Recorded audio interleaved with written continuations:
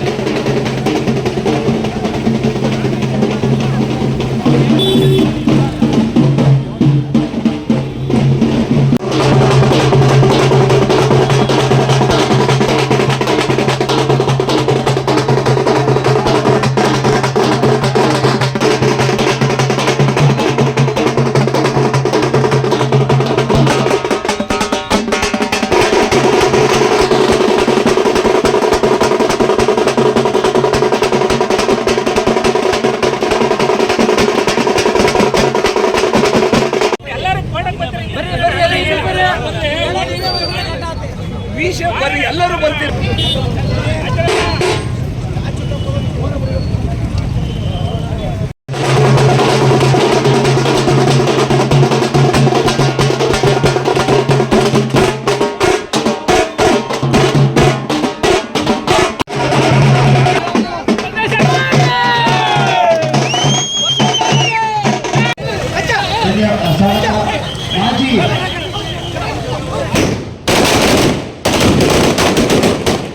ಗಂಗಾ ಮತಸ್ಥ ಸಮಾಜದ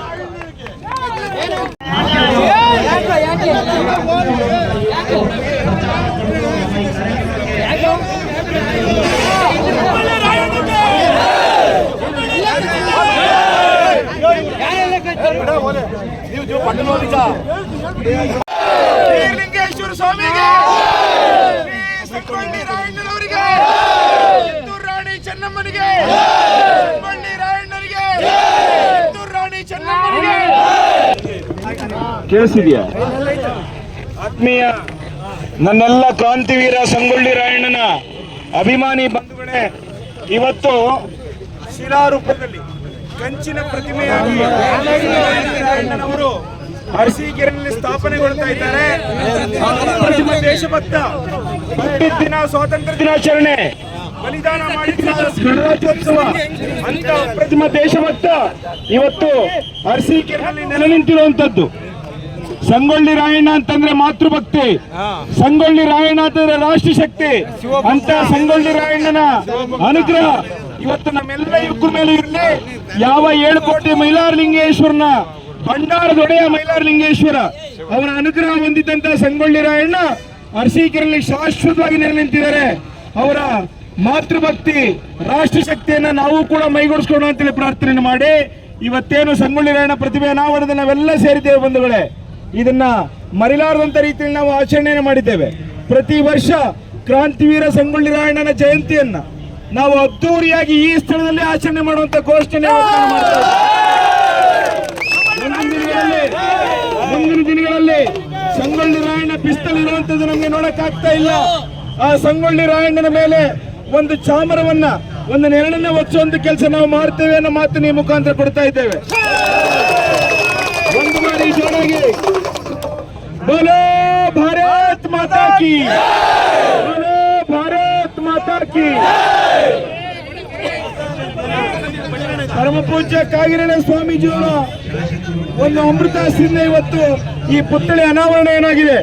ಬಹುಶಃ ಇದಕ್ಕೆ ಸಂಪೂರ್ಣವಾಗಿ ಮೈಲಾರಲಿಂಗೇಶ್ವರ ಅನುಗ್ರಹ ಆಗಿ